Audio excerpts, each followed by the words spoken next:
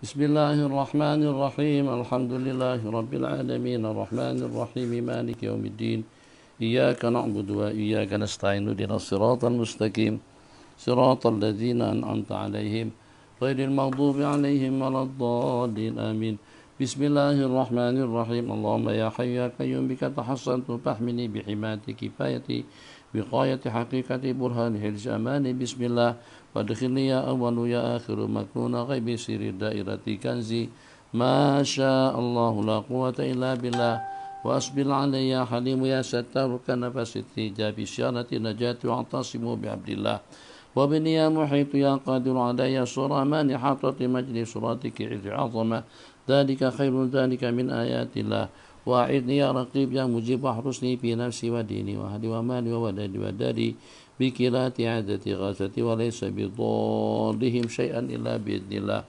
وقني يا مانع يا دافع بحق أسمائك وآياتك وكلماتك شر الشيطان والسلطان فإن ظالم أو جبار بغى علي خطر غاشية من عذاب الله ونجني يا مذل يا منتقم من عبيدك الظلمة الباغين علي وعوانهم فإن هم لي أحد منهم بسوء خذله الله ختم على سمعي وقلبي وجعل على بصري غشاوة فمن يهدي من بعد الله وكفني يا قابل وقهر خادعة مكر مردود أني مذموم مذءوم مدحور بتقصير تغيير تدمير فما كان له من فئة ينصرونه من دون الله وأذقني يا سبوه يا قدوس لذة مناجاة أقبل ولا تخف إنك من الآمنين في كنفنا وذكم يا ضار ويا مميت نكال وبال زوال فقد يا دابر القوم الذين ظلموا والحمد لله ومني يا سلام يا من صالة جولة دولة الأعداء بغاية بداية آياتي لهم البشرى في الحياة الدنيا وفي الآخرة لا تبديل لكلمات الله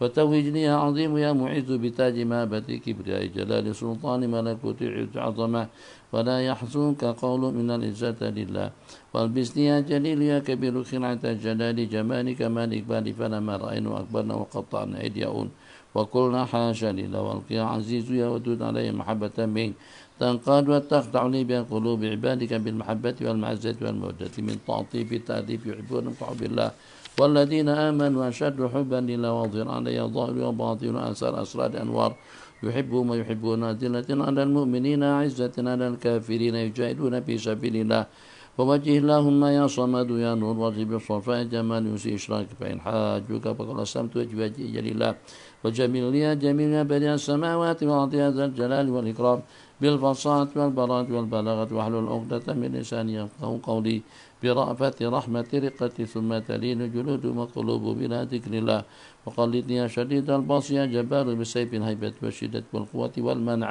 من بأس جبروت عزة ومن نصر إلا من عند الله وأدم علي يا باسط يا فتاح بهجة مسرة رب اشرح لي صدري ويسر لي أمري بلطائف عواطف ألم نشرح لك صدرك وبأشائر بشائر يومئذ يفرح المؤمنون بنصر الله فانزل اللهم يا لطيف يا رب بقلب الإيمان والإطمئنان والسكينة والوقار يكون من الذين آمنوا وتطمئن قلوبهم بذكر الله وافرغ علي يا صبور يا شكور صبر الذين تدروا بثبات يقين تمكين كم من فئة قليلة والله فئة كثيرة بإذن الله واحفظني يا حفيظ يا وكيل بين يدي ومن خلفي عن يمين وعن شمالي ومن فوقي ومن تحتي بوجود الشهود جنود أو معقبات من بين يدي ومن خلفي يحفظونه من أمر الله وثبت اللهم يا قائم يا دائم قدمي كما ثبت القائل وكيف أخاف ما أشركتم ولا تخافون أنكم أشركتم بالله وانصرني يا نعم المولى ويا نعم النصر على أعداء النصر الذين قيل له وتتخذون أجوا قال أعوذ بالله وإذني يا طالب يا غالب بتأييد نبيك محمد صلى الله عليه وسلم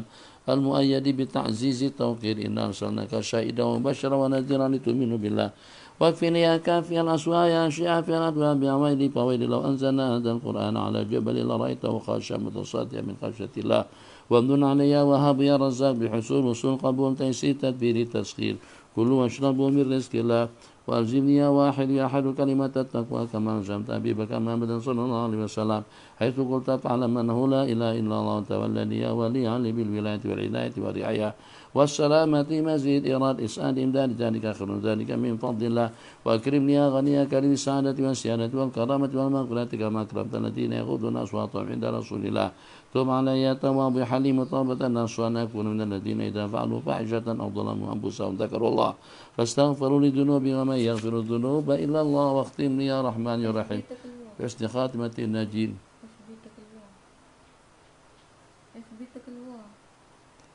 واختم يا رحمن يا رحيم بحسن خاتمة الناجين والراجين الذين قيل لهم قل يا عبادي الذين أسرفوا على أنفسهم لا تقنطوا من رحمة الله يا سميع عليم يا قريب جنة عدن عدة للمتقين الذين دعواهم فيها سبحانك الله وتحية فيها سلام وآخر دعواهم الحمد لله. يا الله يا الله يا الله يا الله يا نافع يا نافع يا نافع يا نافع يا رحمن يا رحمن يا رحمن يا رحمن يا رحيم يا رحيم يا رحيم يا رحيم يا رحيم يا رحيم أسألك بتريليون تريليون حرمة هذه الأسماء والآيات والكلمات سلطانا نصيرا ورزقا كثيرا وقلبا قليلا وعملا بليرا ورزقا كثيرا وقلبا قليلا وقلبا قليلا وعلما غزيرا وعملا بليرا وقبرا منيرا وحسابا يسيرا وملكا في الفردوس كبيرا.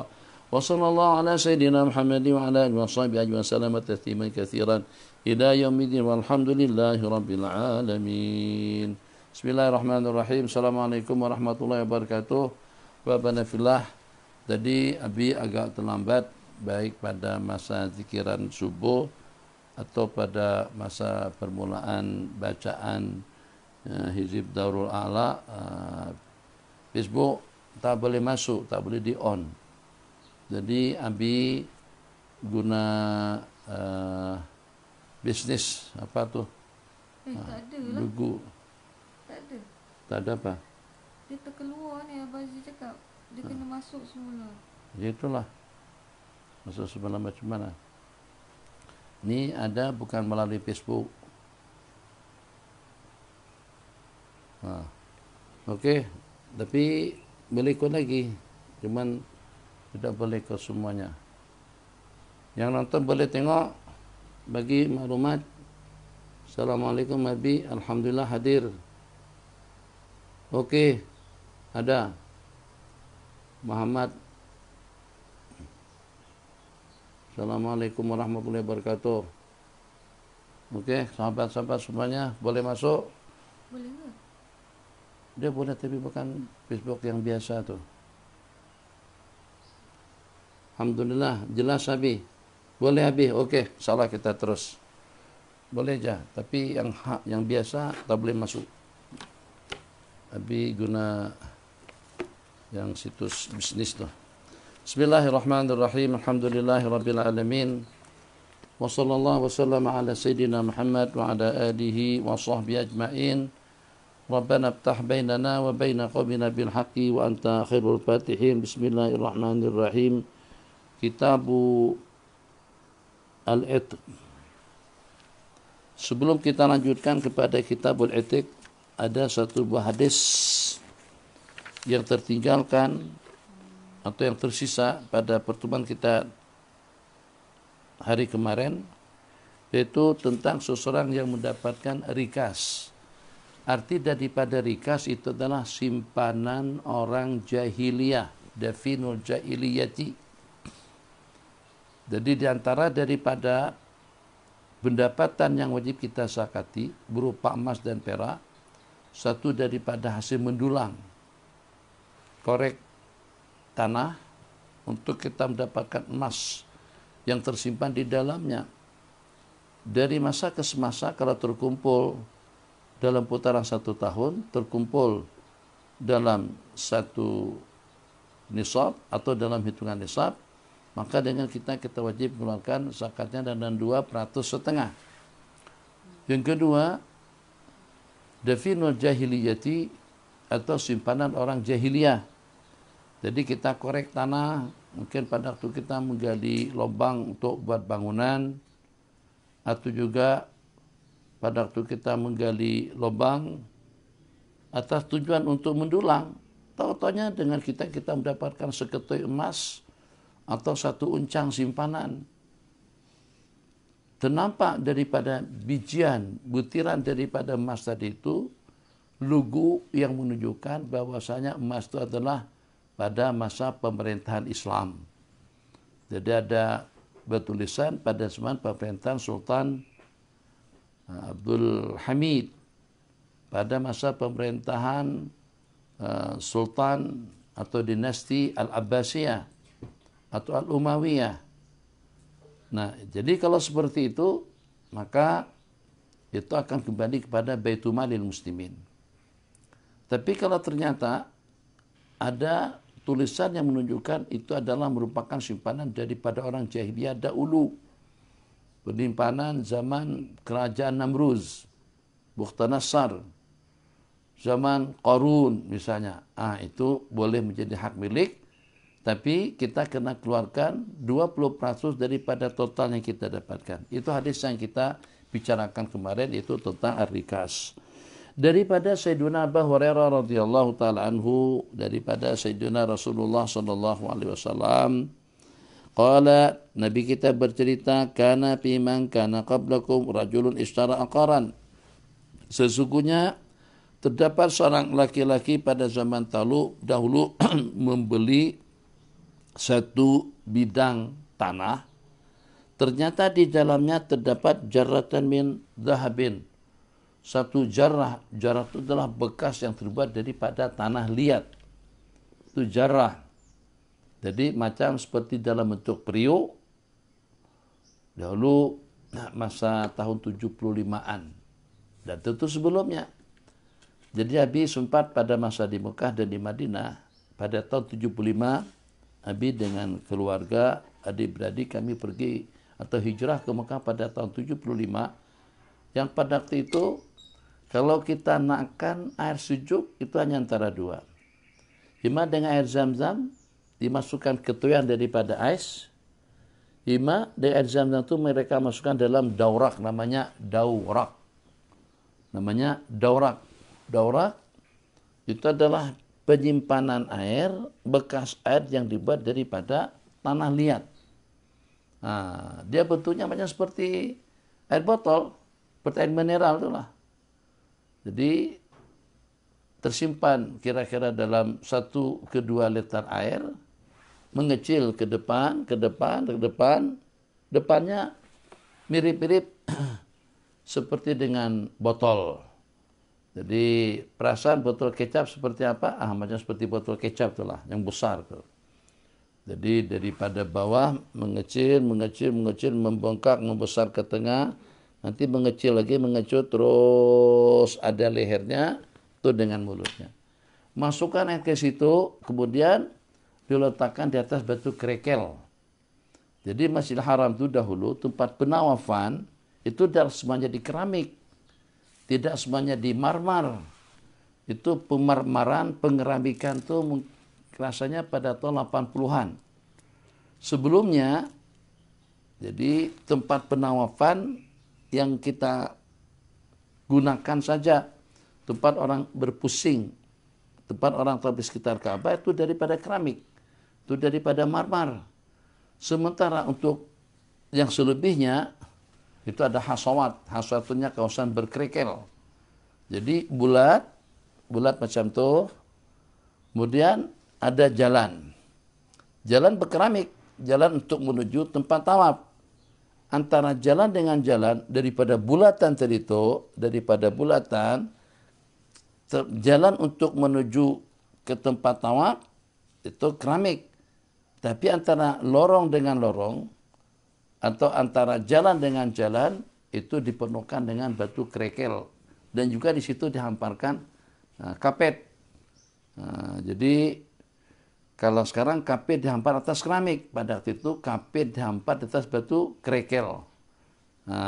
Kebiasaan lah, ini kebiasaan kita terbawa-bawa dengan budaya di sana.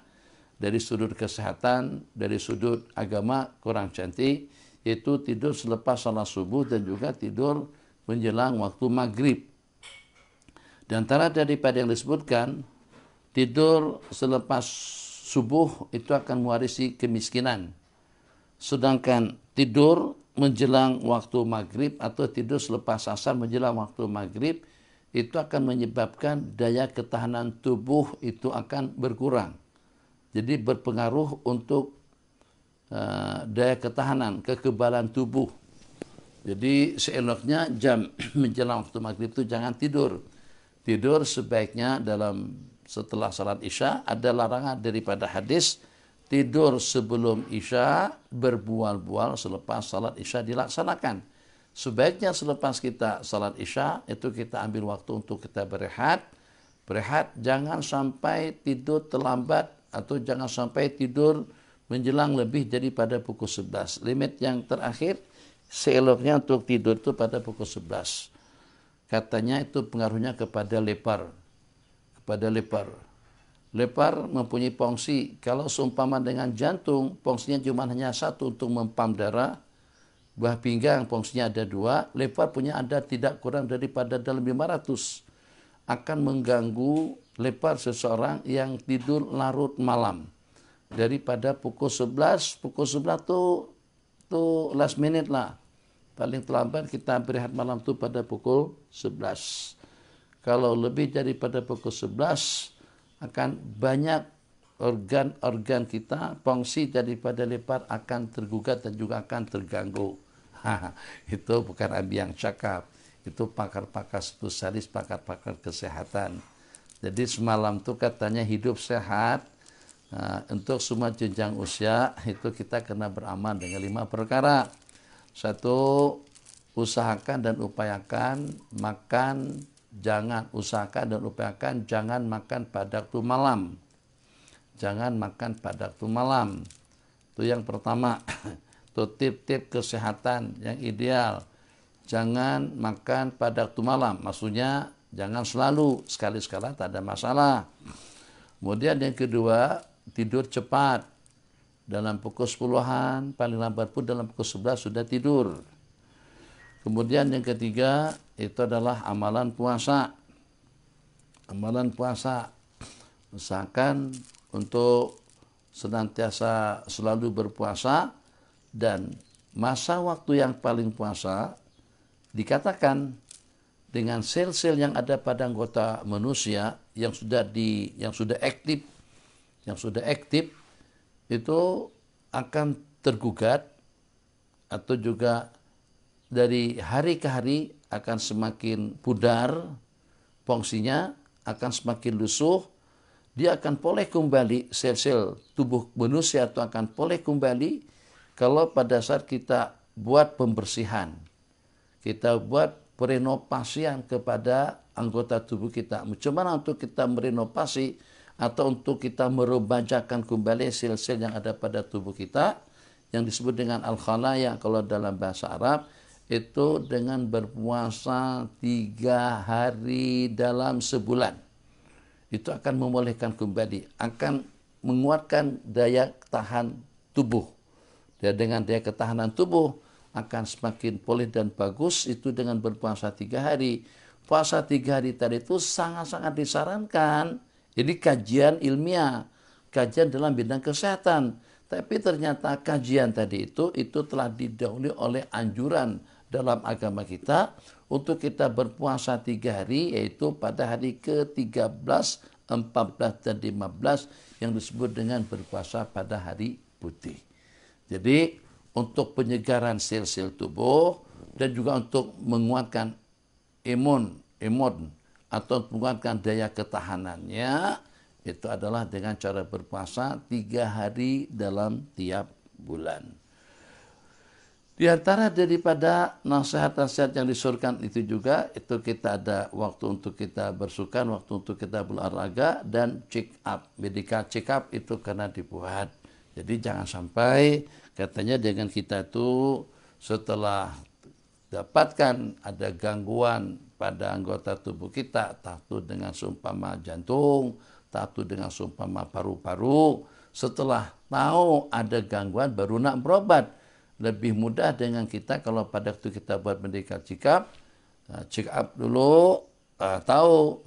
Ya memang dia menakutkan. Sebagian orang tak berani. Kenapa takut? Sebab akan ketahuan jenis-jenis penyakit yang ada pada tubuhnya.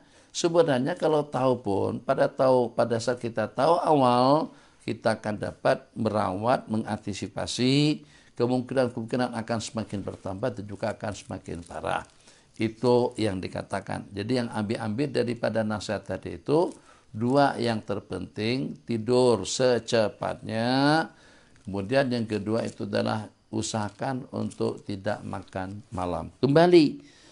Jadi dengan jarah tadi itu di mana diletakkan? Jadi pada batu kerikil kan panjangnya seperti botol. Jadi didirikan macam itulah, dimiringkan, disusun batu kerikil itu dikumpul supaya dia tidak tertuang, maka jarak itu diletakkan posisi seperti itu, direbahkan seperti itu. Itu dalam sepanjang malam. Maka besok pagi pada waktu kita sudah ke masjid, air tadi itu sudah menjadi sejuk. Dan juga itu adalah untuk diminum oleh orang ramai. Itu fisabilillah, diminum untuk orang-orang yang berhajat. Yang salah pasti belum adanya salajat atau penampungan dan penyimpanan air sejuk, dan sebelum air zam-zam itu disejukkan, begitulah cara menuangnya kalau kita nak minum air sejuk pada tahun sebelum 75-an. Bismillahirrahmanirrahim. Ternyata di dalamnya terdapat baldi begini bentuknya, rata, membulat, mengecil ke atas, macam seperti periuk. Jaratan, di dalamnya penuh emas. Faqala ishtaraitu minka al-arda wa lam ashtari minka dhahab. Jadi pada saat si pembeli tanah tadi itu, begitu dia temukan ada emas di dalamnya, dia bawa baldi atau gayung emas tadi itu nak diserahkan kepada si penjual tanah. Sebab katanya saya hanya beli tanahnya saja, saya bukan membeli emas. Berarti emas itu bukan kepunyaan saya. Faqala rajulu, kata si penjual pula, bi'tukal arda bima fiha. Saya telah jual tanah dengan segala isi-isinya. Aneh kan? Aneh. Ini manusia zuhud. Bukan manusia zuhud, manusia wara. Kita berpemahaman kalau wara itu orang yang wara itu yang nondok-nondok, yang pandangkan mata, yang menundukkan pandangan, bukan menundukkan pandangan saja, tundukkan nafsu daripada haram, tundukkan nafsu daripada perkara mungkar, pendekkan tangan daripada perbuatan itu juga daripada harta haram. Jangan ambil yang itu, ambil yang ini, sentuh yang situ, sentuh yang sini. Itu makna daripada wara. Arti daripada wara, orang yang menjauhkan dirinya daripada segala perkara syubhat. Jadi bukan setakat meninggalkan yang haram, al-haram al-bayyin, tapi yang syubhat pun, yang remang-remang, yang masih dibimbangkan, yang masih diragukan pun juga dia tinggalkan. Itu namanya wara. Jadi wara bukan mondok jalan begitu, sampai kejedok tembok, terkena tiang elektrik, sampai menyusahkan orang. Kenapa? Orang terpaksa harus mengelak. Karena dia berjalan lurus saja, tak tengok kanan kiri, dan juga tidak tengok depan. Itu bukan wara yang seperti itu. Yang wara itu artinya macam mana? Wara itu seperti yang digambarkan oleh ulama, definisinya adalah orang yang mengelakkan diri daripada segala perkara syubhat. Di antara daripada perkara syubhat, satu perbuatan yang terdapat khilaf di kalangan ulama, ada pendapat mengatakan boleh, ada pendapat mengatakan makruh. Ikut pendapat yang mengatakan tidak boleh. Pendapat yang mengatakan tidak boleh itu lebih selamat. Misal saja seperti main catur. Main catur dalam madzhab Imam Syafi'i boleh. Menurut Imam Abu Hanifah dan Nu'man itu hukumnya haram. Maka kita tidak main catur karena kita mengelak daripada perbedaan pendapat. Apalagi dengan seumpamanya Allahumma shalli ala Sayyidina Muhammad. Jadi katakan saja seperti insuran, uang insuran. Uang insuran, asuransi, ada pendapat mengatakan haram sebab itu sama dengan perjudian. Ada pendapat mengatakan telah takaful istimai, saling membantu dalam dunia sosial. Jadi siapa yang terkena musibah akan mendapatkan bantuan daripada sahabat-sahabatnya. Coba kita tengok. Pendapat daripada Syekh Abu Zahra dalam satu konferensi di Mesir, Majma' al-Buhus, Majma' Lega pembahasan atau riset Islam di Mesir, Majma' al-Buhus al-Islamiyah, pada masa mereka bermuktamar. Jadi dalam satu muktamar mereka, di antara daripada pembahasan yang dibahas pada waktu itu adalah tentang at-ta'min, tentang insuran, tentang asuransi. Jadi ulama pada saat ketika itu terbagi kepada dua kelompok. Di antara daripada kelompok yang mengatakan asuransi itu hukumnya haram adalah Syekh Muhammad Abu Zahroh. Syekh Muhammad Abu Zahrah, salah satu daripada ulama besar Mesir, salah satu daripada ulama besar Mesir. Beliau mengatakan, dan ini boleh kita pastikan, bahwasanya insuransi itu ada dua unsur yang bertentangan dalam prinsip agama. Ada dua unsur yang bertentangan dalam prinsip hukum. Satu, dalam kaidah hukum, siapa yang bersalah dia tanggung resiko. Ya kan? Jadi misalnya, masa kalau pada waktu ada dengan seseorang mensobek pakaiannya, ada seseorang merusakkan motornya, terus Abi yang mengganti, apa kena mengena dengan Abi? Yang bawa motor siapa? Yang merusakkannya siapa? Yang sobeknya siapa? Yang makannya siapa? Siapa yang berbuat itu yang bertanggung jawab.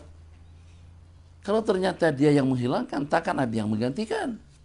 Kalau pada waktu dia yang mencederakan, kalau pada waktu dia yang melukai, takkan Abi yang akan menggantikannya. Siapa yang berbuat itulah yang bertanggung jawab, itu satu. Jadi tidak ada dalam Islam seseorang yang berbuat terus orang lain yang menanggung resikonya. Siapa yang berbuat berarti dia akan tanggung resiko. Satu. Kemudian yang kedua, ada unsur perjudian. Ada unsur perjudian seperti apa? Kan kalau pada waktu pada waktu orang main judi, jadi baik main judi itu katakan saja dalam bentuk cabutan betuah. Oke, masing-masing kita bermain atau mereka bermain dalam angka 1000. Jumlah bilangannya ikut ada tidak kurang daripada dalam 20 orang. Berarti cabutannya adalah 20.000. Teruslah cabutan nama angka, cabutan angka yang berpusing ke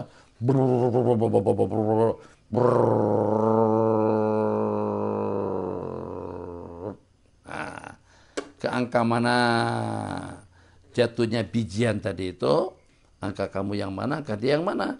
Kalau termasuk ke dalam angka kita berarti kita menang.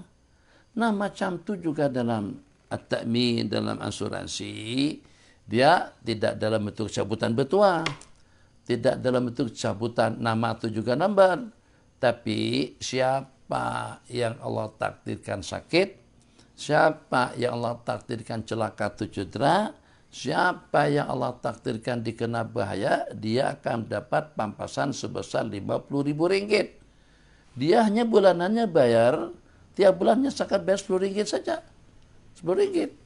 10 ringgit sebulan. Setahun baru 120. 10 tahun baru dalam 1.200. Dalam 10 tahun dia ikut syarikat insuran, dia bayarnya dalam 1.200-an saja. Setahun 120 ringgit. 10 tahun 1.200. Tapi kalau dalam jangka 10 tahun tadi itu, yang dia hanya wajib bayar dalam 1.200, berlaku eksiden, berlaku kematian, kecederaan. Kalau berlaku kecederaan atas dirinya, maka pihak insuran akan memberikan uang pampasan sebesar tidak kurang daripada 50.000. Kalau kematian 150.000. Yang dia bayar kalau sampai 10 tahun pun baru dalam 1.200. Tapi dia mendapatkan 150.000 RM. Dari mana uang yang sebanyak itu? Daripada anggota, daripada orang-orang yang ikut dalam program insuran berkenaan. Jadi insuran itu namanya barakat. Siapa yang mengertikan uang berikan pampasan 150.000 RM adalah insuran barakat. Jadi kalau kita lihat daripada sudut sananya, pasti dan pasti uang yang 150.000 RM yang diberikan kepada yang meninggal dunia pada masa eksiden, itulah duit yang terkumpul daripada orang ramai. 1, 2, 3 sampai kepada peserta yang ke 1 juta, masing-masing bayar 10 ringgit pada tiap bulan, pada tiap tahunnya 120. Kalau genap dalam 10 tahun, masa jaminannya 10 tahun. Nah, masa jaminannya 10 tahun, dia bayar 1.200 ringgit. Permasalahannya sekarang, pada saat ketika berlaku eksiden kepada salah satu daripada ahli, sama seperti nama yang keluar, nama yang tercabut, angka yang keluar, sama seperti dengan cabutan betua. Jadi yang sialah di kalangan anggota, itu yang akan mendapatkannya. Pada masa yang sama, duit tadi itu uang yang kita bayarkan 1.200.000, kalau sampai kepada penghujung tahun yang ke-10, jaminannya selama dalam 10 tahun. Maka uang tersebut itu akan hangus ataupun juga akan hilang. Itu bukan secara Islamik. Jadi alternatif insuran itulah at-takaful al-ijtimai, takaful. Ada syarikat takaful. Syarikat takaful, duit yang kita bagikan itu macam seperti amanah, macam seperti uang qard yang nanti akan dipusing oleh syarikat, akan dikelola untuk mendapatkan keuntungan, untuk mendapatkan uang lebih. Jadi yang digunakan untuk membantu kepada orang-orang yang celaka, membantu kepada orang-orang yang eksiden, tapi pada masa yang sama, selepas 20 tahun, selepas 10 tahun, daripada masa jaminan takaful tadi itu, kalau tidak berlaku apa-apanya, uang tadi itu akan kembali kepada si pemiliknya. Saya bayar, tapi tidak berlaku apa-apa selama 10 tahun. Maka duit yang berjumlah 1.200 ringgit, pembayaran saya selama dalam 10 tahun yang lalu, itu akan kembali kepada saya. Kalau tidak kembali, kalau uangnya tidak dikembalikan, saya akan dapat keuntungan daripada uang tadi itu. Itu yang secara Islamik. Jadi ala kulli hal, ada pendapat kebanyakan daripada ulama mengatakan insuran itu boleh. Kenapa? Atas dasar saling bantu-membantu, tolong-menolong. Pendapat yang mengatakan tidak boleh, alasan pertama karena ada unsur perjudian. Pendapat yang kedua atau alasan yang kedua, sebab dalam Islam siapa yang berbuat itulah yang akan menanggung resikonya. Faqala rajul, yang punya tanah mengatakan, saya jual tanah dengan isi-isinya. Jadi uncang itu punya kamu lah. Kata si pembeli, saya cuma beli tanahnya, bukan beli uncang. Saya tidak membeli emas yang ada di dalam baldi itu. Faqala rajulu innama bi'tukal arda bima fiha.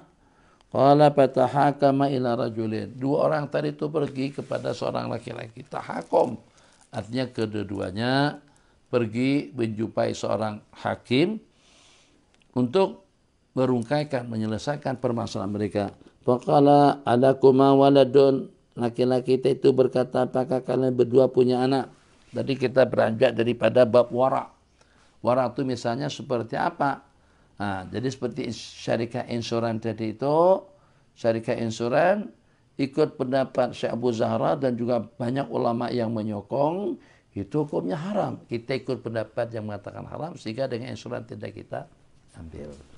Wara' diceritakan Syekhuna Syekh Abdullah At-Talidi yang daripada Maroko, yang walaupun kami sempat bertalaki mendengar beberapa nasihat, ucapan daripada beliau, dan yang beliau sampaikan kepada kami pun dah terlupa, dah habis bimbang apa, tanya apa pada saat ketika itu dengan beliau. Tapi ada juga yang Abi masih ingat. Jadi yang Abi masih ingat, Abi pada waktu bertanya dengan beliau, Abi katakan, indakum ma'asyiral malikiyah, menurut antum, menurut kalian dalam mazhab Malikiyah, bahwasanya salat boleh dilaksanakan pakai celana pendek. Salat boleh dilaksanakan pakai celana pendek. Jadi apa kata beliau? Bahkan beliau marah pada waktu itu. Itu indal Malikiyah. Itu ulama Malikiyah. Beliau yang walaupun intisab kepada mazhab Maliki, tapi banyak pendapat-pendapat beliau yang tidak sependapat dengan pendapat ulama Malikiyah. Kata beliau itu indahum, itu di kalangan ulama Malikiyah. Tapi bila jelaskan ini daripada orang yang pakar spesialis dalam bidang hukum hakam dan dalam mazhab Maliki sendiri. Dalam mazhab Maliki, sah sembahyang asalkan sah sembahyang pada waktu kedua asawatain, kedua kemaluan itu tertutup muka dengan belakang. Jadi kata beliau, dia sebenarnya tidak ada perbedaan antara mazhab Imam Malik atau Malikiyah dengan pendapat jumhur ulama. Sama-sama mensyaratkan harus tutup aurat. Aurat itu daripada pusat sampai ke lutut. Bukan boleh pakai celana pendek. Nabi kita bersabda, al-fakhidu aurah. Paha itu adalah aurat. Jadi maksud daripada perkataan ulama Malikiyah itu apa saja? Semuanya mengatakan batasan daripada pusat sampai ke lutut itu wajib ditutup pada masa sholat. Jadi semuanya tidak ada berbeda pendapat tentang itu, mewajibkan untuk menutup antara pusat sampai ke lutut.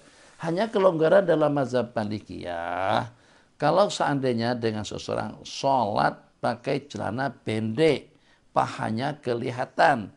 Sementara yang tertutup itu tidak lebih daripada as-sawatain, kemaluan depan dengan dubur. Dubur tertutup, hadapan juga tertutup. Itu kata mereka sah saja salatnya. Sah salat orang yang memakai celana pendek, tapi tetap berada dalam perbuatan haram. Bezakan. Jadi haram dan sah. Adakah yang semacam itu? Ada. Jadi misal seperti dengan seseorang yang melaksanakan salat di tempat kepunyaan orang lain tanpa izin. Dari sudut salat yang memenuhi syarat, dari sudut salatnya yang memenuhi syarat dan rukun, sah salatnya. Tapi pada masa yang sama hukumnya haram. Kenapa? Karena menggunakan kepunyaan orang lain. Seperti dengan santri, guna, bukan meminjam, guna kain kepunyaan kawan tanpa izin. Dan dia tidak restu. Haram menggunakan kain tersebut, tapi sah-sah saja salat yang dia laksanakan. Kembali, jadi wara seperti yang kita misalkan tadi itu, dan juga seperti dengan misal-misal yang lain, Imam Abdullah ibn Mubarak rahimahullahu ta'ala itu pernah menyewa suatu tunggangan. Katakan saja tunggangan itu disewa adalah Ipoh KL, daripada Ipoh atau daripada Cekak Jering. Habis sekarang berada di Terong Cekak Jering. Daripada Cekak Jering ke Kuala Kangsar, ke Ipoh, ke Sebak Bernam, sampai ke KL. Itu lebih kurang.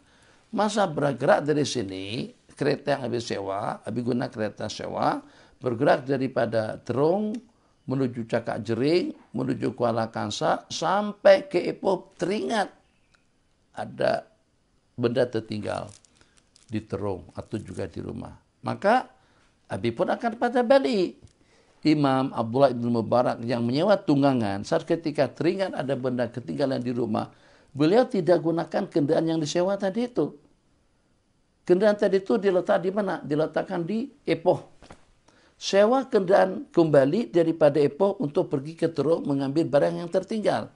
Disewa daripada Ipoh, Cekak Jering, Terong, ambil barang, terus patah balik sampai ke Ipoh, serahkan sewaan kendaraan, serahkan kendaraan tadi itu kepada si pemiliknya, terus gunakan kembali kereta atau dengan tunggangan yang disewa sebelumnya untuk meneruskan perjalanan sampai ke Ipoh. Sampai ke KL. Padahal itu ditanya, Tuan Guru, kenapa perlu sewa kendaraan lagi? Kenapa tidak guna kendaraan yang ada saja? Apa kata beliau? Kendaraan yang saya sewa tadi itu daripada Cekak Jering, Kuala Kangsar, Ipoh, Sebak Bernam, terus ke Gombak, sampai ke KL. Bukan daripada Ipoh patah balik ke Cekak Jering. Itu namanya wara. Ya Allah, susah kan? Susah. Itu wara. Orang yang wari'in, orang yang wara, itu dalam bahasa hadis, seafdal ibadah itu adalah al-wara. Seafdal ibadah itu adalah al-fiqhu fiddin, kepahaman dalam agama, dan sebaik-baik kepahaman itu adalah sifat wara. Misal juga yang seumpamanya yang ada hubung kait dengan sifat wara. Allahumma salli ala Sayyidina Muhammad. Allah, seperti diceritakan bahwasanya dengan Al-Imam Asy-Syirazi rahimahullah, atau dengan salah seorang daripada ulama besar, subuh pergi ke masjid dan beliaulah yang bertugas untuk menjadi imam. Duduk di mihrab salat untuk melaksanakan salat sunat dan juga salat fardu mengimami mereka. Seusai salat, patah balik ke rumah. Di rumah atau pada masa di tengah jalan, ada hajat keperluan yang nak dibeli. Pada waktu tangan ke poket, ternyata uang yang dinar emas itu tidak ada di poket. Katakan saja 1 dinar emas. Pergi ke masjid dengan bawa uang 1 dinar emas. 1 dinar emas sama bawa uang 1.000 ringgit. Jadi pada masa itu beliau pun patah balik ke masjid. Patah balik ke masjid di mihrab pengimaman di depan, beliau yang jadi imam, ada uang 1 dinar emas di situ. Tapi ternyata dengan beliau setelah sampai ke mihrab, setelah tengok uang tadi itu, beliau tidak berani mengambilnya. Jadi kemungkinan besar itu adalah memang uang beliau sendiri. Sebab beliau yang sholat di situ. Terjatuh daripada poket. Itu kemungkinan besarnya. Tapi mungkin juga itu adalah kepunyaan orang lain. Bukan yang kepunyaan beliau. Yang kepunyaan beliau mungkin ada yang mengambil. Yaitu kepunyaan orang lain yang tergugur di sana. Itu namanya wara. Bismillahirrahmanirrahim. Jadi kata laki-laki untuk memberikan jalan keluar solusi kepada mereka yang bertengkar. Si pembeli mengatakan saya cuma hanya beli tanahnya saja. Si penjual mengatakan itu sudah menjadi haknya kamu sebab saya jual tanah dengan isi-isinya. Faqala lakum waladun, apakah kalian berdua punya anak? Jadi kata salah satu daripada mereka berdua, saya punya anak laki-laki. Yang satu mengatakan saya punya anak perempuan. Jadi kata laki-laki yang menjadi hakim tadi itu, pankiha al-ghulam al-jariyata, nikahkan anak laki-laki itu dengan budak perempuan. Wal yunfiqa ala anfusihima minhu wal yatasaddaqa, dan bagikan duit tadi itu kepada pasangan, kepada mereka berdua untuk mereka infakkan, untuk mereka gunakan dan juga untuk mereka sedekahkan, untuk mereka infakkan, untuk mereka gunakan buat keperluan mereka sehari-hari dan juga untuk mereka sedekahkan. Betapa bijaknya hakim dan laki-laki yang memberikan solusi jalan keluar semacam itu kepada pasangan, kepada dua orang anak yang masing-masing mempunyai sifat wara yang susah untuk kita mencari tandingannya. Al-Imam, salah satu daripada ulama besar, di mana dengan beliau, lupa nama imam tersebut, di antara daripada ulama yang sangat-sangat wara sekali, sehingga masyarakat setempat dan juga orang yang mengenal dengan beliau, nama beliau senantiasa kita temukan di dalam kutub as-sittah, di dalam kitab yang 6. Ibnul Munkadir, Al-Imam Ibnul Munkadir. Ramai orang kalau pada waktu berdoa bertawasul dengan Imam Ibnul Munkadir, Muhammad Ibnul Munkadir. Di mana dengan beliau, bisnis beliau itulah bisnis dalam bidang perumahan. Bidang perumahan. Jadi ini tidak ala-alang tanggung, bukan jualan jagung, bukan jualan pisang goreng, bukan jualan minyak harum, baju, kain dan yang seumpamanya, tidak. Jualan beliau adalah perumahan. Jual rumah, banglo, villa, kalau seperti bahasa kita sekarang itu dengan apartemen, masih itu mungkin apartemen masih belum ada lagi. Kalau ada tidak sebanyak zaman kita sekarang. Jadi bila pesan kepada asisten beliau, karena beliau nak melaksanakan salat berjamaah di masjid, kata beliau, nanti kalau seandainya adalah, kalau ada pelanggan, pada masa saya tidak ada, atau kalau pada saya terlambat balik, ada orang nak beli, jangan lupa, itu barisan yang sebelah kanan masjid, itu semuanya villa. Villa yang sebelah depan masjid, dari samping masjid, samping menyamping dan bagian depan, itu rumah semuanya villa dan sebidi. Yang villa harganya adalah 500.000, misal saja dengan nilai uang kita sekarang. Sedangkan yang sebidi harganya 350. Beda dalam 150 ribuan. Banyak perbedaannya. Nggih, paham. Beliau pun pergi. Selesai melaksanakan salat berjamaah, sekembalinya beliau ke office, ternyata si pembantu asisten beliau tadi itu telah menjual semidi, rumah semidi, tapi harga banglo. Semidi harga 350, banglo harganya 500. Terjual semidi dalam harga 500, harga banglo. Jadi pada waktu duit diserahkan kepada Imam Muhammad Ibnul Munkadir, kata beliau, ini tidak boleh. Sebab kamu menjual semidi atau rumah teres. Itu harganya cuma hanya 350. Sedangkan kamu telah menjualnya dengan harga 500. Kita sekarang mesti kita berterima kasih. Kalau seandainya dengan PI kita, asisten kita, itu ternyata mampu untuk menjual barang lebih daripada apa yang kita tetapkan. Kita katakan 1.000, dia jual 2.500, ya kan? Itu kita berterima kasih sangat karena dia pandai bertransaksi. Yang ini kata beliau, tolong cari balik orang yang membeli semidi itu. Cari punya cari sana, cari sini sampai terjumpa pada waktu dihadapkan kepada Imam Muhammad Ibn Munkadir rahimahullahu ta'ala. Jadi kata Imam Ibn Munkadir, kamu pilih antara dua pilihan. Pilihan yang pertama, kamu ambil rumah, ambil banglo yang memang harganya 500 juta, 500.000. Ambil banglo yang harganya 500.000. Jadi itu pilihan pertama. Pilihan kedua, akad jual beli kita gagalkan. Kata si pembeli pula, saya tidak boleh ngambil banglo. Saya mengambil yang semedi saja. Sebab semedi itu harganya sebenarnya kalau seperti di tempat kami, itu harganya 500 juta. Jadi kata si Al-Imam Muhammad Ibn Qadir, ya ima kau ambil banglo yang harganya 500 juta, ya ima kau terima uang kembali 150. Uang mau dikembalikan 150.000. Sebab rumah yang kau ambil itu bukan banglo, yang kau ambil itu adalah semedi, harganya cuma 350. Si pembeli tidak mau ambil uang kembali dan tidak mau mengambil banglo. Ngambil banglo tidak mau dan juga ambil uang kembali 150.000 pun juga tidak mau. Kenapa tidak mau mengambil? Sebab semedi yang saya beli itu di tempat kami memang harganya 500 juta, bukan 350. Pelik tak? Apa yang berlaku? Imam Muhammad Ibn Munkadir gagalkan transaksi jual beli tadi itu. Kalau kamu tidak mau menerima uang 150 atau tidak mau mengambil banglo atau rumah banglo, masih tak bertahan juga dengan rumah semedi tersebut, maka akad transaksi jual beli kita batalkan. Itu namanya wara, tak nak termakan dengan uang syubhat. Bismillahirrahmanirrahim. Kitabu Al-Idqi, bab yang menyatakan tentang pembebasan, babul mudabbar. Tiap kali kita berbicara atau membicarakan tentang hamba sahaya, mesti kita sentuh tentang bahagian-bahagian daripada hamba sahaya.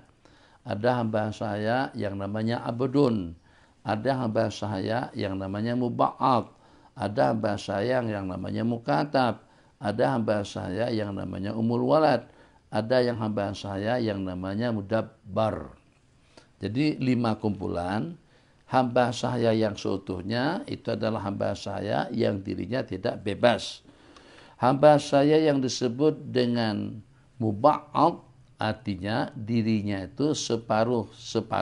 Separuh sudah bebas, separuhnya lagi masih sebagai hamba sahaya. Jadi dia bekerja, kalau dia bekerja 2 hari, 1 hari pekerjaannya hasilnya untuk majikan, dan 1 harinya lagi pekerjaannya untuk diri pribadi dia sendiri. Kenapa? Karena statusnya muba'ad. 2. Yang ketiga yang disebut dengan mukatab, hamba sahaya yang telah melakukan perjanjian dengan Sayyid, kalau pada waktu dia dapat membayar 30.000 RM dalam 3 termen pembayaran, tiap pembayaran 10.000 selama 3 kali pembayaran, dia akan merdeka. Status hamba itu adalah mukatab. 3. Yang keempat disebut dengan umul walad. Umul waladnya akan merdeka kalau pada waktu majikannya meninggal dunia. Umul walad, hamba sahaya perempuan yang digauli oleh Sayyid, seperti dia menggauli istri dia sendiri, terus beranak, dapat anak. Jadi setelah beranak, maka status daripada jariah yang digauli Sayyid yang sudah dapat anak disebut dengan umul walad. Kalau Sayyid itu meninggal dunia, dia akan bebas, akan menjadi merdeka. 4. Yang kelima itu adalah al-mudabbar. Kata Said, kamu bebas merdeka selepas aku mati nanti.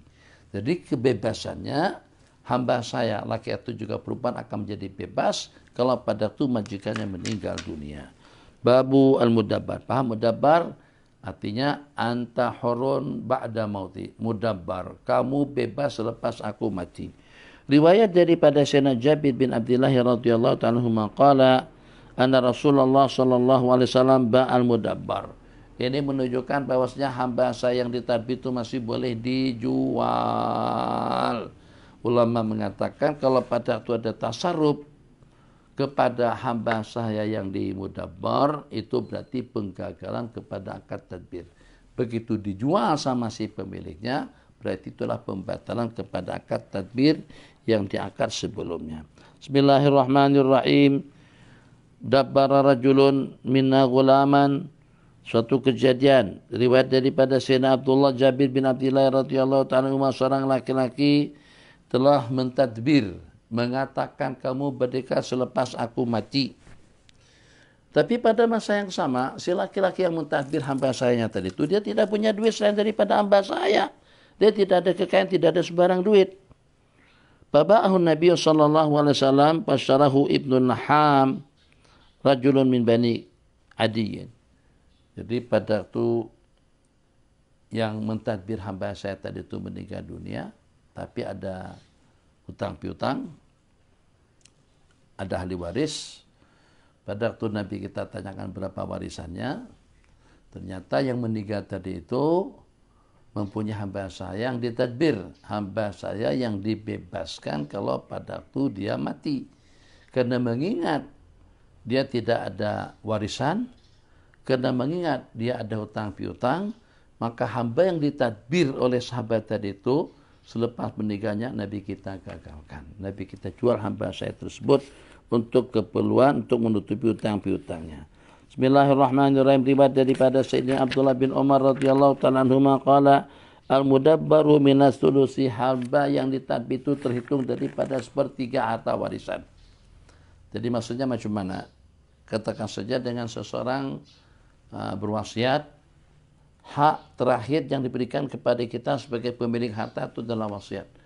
Jangan tidak berwasiat dan usahakan wasiat sepertiga paling banyak, kalau boleh kurang daripada sepertiga. Nabi kita bersabda, as-sulusu was-sulusu katsir. Boleh wasiat sepertiga, tapi sepertiga itu pun juga banyak. Itulah peluang kita. Peluang seseorang yang punya harta banyak atau juga sedikit sekalipun, tungkus tumbuh cari duit, jangan sampai tidak mendapatkan hasilnya pada waktu telah meninggal dunia. Mungkin dia akan dapatkan ganjaran pahala kalau pada waktu digunakan dengan baik oleh ahli waris, tapi lebih elok kalau pada waktu sebelum dia meninggal, dia sudah wasiatkan sepertiga daripada hartanya.